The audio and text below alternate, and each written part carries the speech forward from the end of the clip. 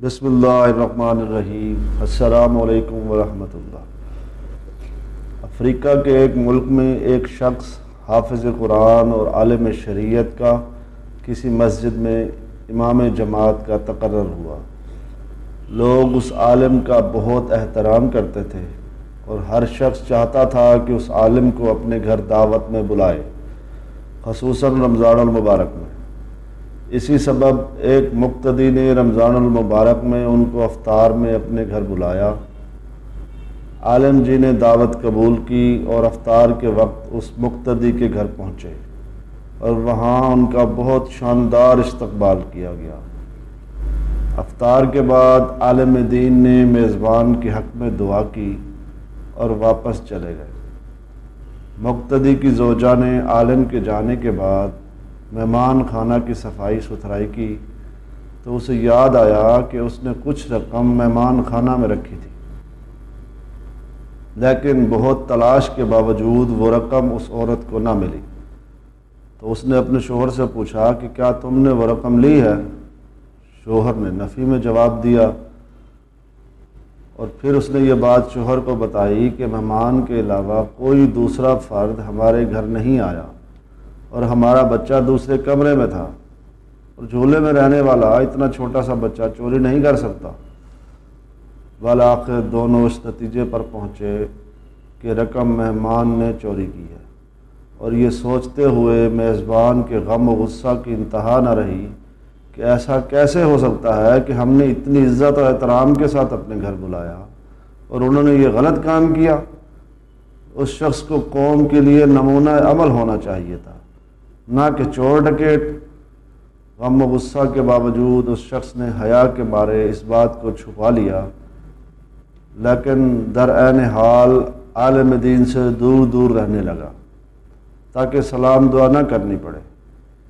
اسی طرح سال گزر گیا اور پھر رمضان المبارک آ گیا، اور لوگ پھر اسی خاص محبت اور جوش و خروش کے ساتھ عالم دین کو اپنے گھروں میں افطار کے لیے بلانے لگے۔ اس شخص نے اپنی زوجہ سے کہا کہ کیا کرنا چاہیے ہمیں، مولانا صاحب کو گھر بلائیں یا نہیں؟ زوجہ نے کہا بلانا چاہیے، کیونکہ ممکن ہے مجبوری کے عالم میں انہوں نے وہ رقم اٹھائی ہو۔ ہمیں انہیں معاف کر دینا چاہیے تاکہ اللہ کریم بھی ہمارے گناہ معاف کر دے۔ اور پھر اس شخص نے مولانا صاحب کو اسی عزت اور احترام کے ساتھ اپنے گھر افطار پر بلایا، اور جب افطار وغیرہ سے فارغ ہو گئے تو میزبان نے مہمان سے کہا، جناب آپ متوجہ ہوں گے کہ سال بھر سے میں آپ کے ساتھ دور دور رہا۔ عالم نے جواب دیا، جی بالکل، لیکن زیادہ مصروفیت کی وجہ سے میں اس کی وجہ معلوم نہ کر سکا۔ میزبان نے کہا، قبلہ میرا ایک سوال ہے اور مجھے امید ہے کہ آپ اس کا واضح جواب دیں گے۔ پچھلے سال رمضان المبارک میں میری زوجہ نے مہمان خانہ میں کچھ رقم رکھی تھی اور پھر وہ رقم اٹھانا بھول گئی، اور آپ کے جانے کے بعد ڈھونڈنے کے باوجود وہ رقم ہمیں نہیں ملی۔ کیا آپ نے وہ رقم لی تھی؟ عالم دین نے کہا، ہاں میں نے لی تھی۔ میزبان حیران و پریشان اور ششدر ہو گیا، اور عالم جی نے اپنی بات جاری رکھتے ہوئے کہا، جی میں مہمان خانے سے جانے لگا تو میں نے دیکھا کہ کاؤنٹر پر پیسے رکھے ہوئے ہیں۔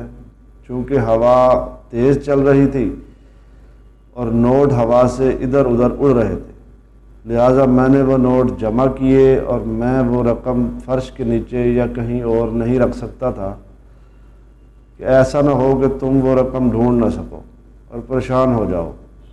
اس کے بعد عالم نے زور سے اپنا سر ہلایا اور اونچی آواز میں رونا شروع کر دیا، اور پھر میزبان کو مخاطب کر کے کہا، میں اس لیے نہیں رو رہا کہ تم نے مجھ پر چوری کا الزام لگایا ہے، اگرچہ یہ بہت دردناک ہے، لیکن میں اس لیے گریہ کر رہا ہوں کہ آج 365 دن گزر گئے اور تم میں سے کسی نے قرآن کریم کا ایک صفحہ بھی نہیں پڑھا، اور اگر تم قرآن کو ایک بار کھول کر دیکھ لیتے تو تمہیں رقم قرآن مجید میں رکھی مل جاتی۔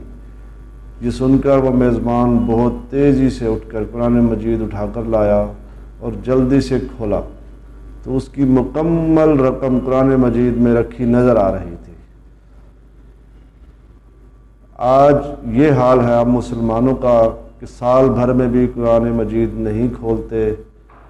علامہ محمد اقبال رحمۃ اللہ تعالیٰ علیہ نے اپنے شعر میں اس کی نشاندہی فرمائی تھی، وہ معزز تھے زمانے میں مسلمان ہو کر، تم خوار ہوئے تارے کے قرآن ہو کر۔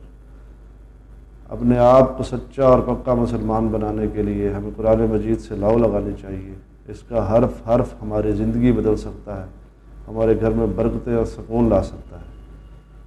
برائے مہربانی آپ کو یہ بات پسند آئی تو اپنے اس چینل کو لائک اور سبسکرائب ضرور کریں، اور اپنے دوستوں سے اس ویڈیو کو ضرور شیئر کریں۔ بیل آئیکن کے بٹن کو ضرور دبائیے گا تاکہ آنے والی ہر نئی ویڈیو آپ پر فوراً پہنچ جائے۔ السلام علیکم ورحمۃ اللہ۔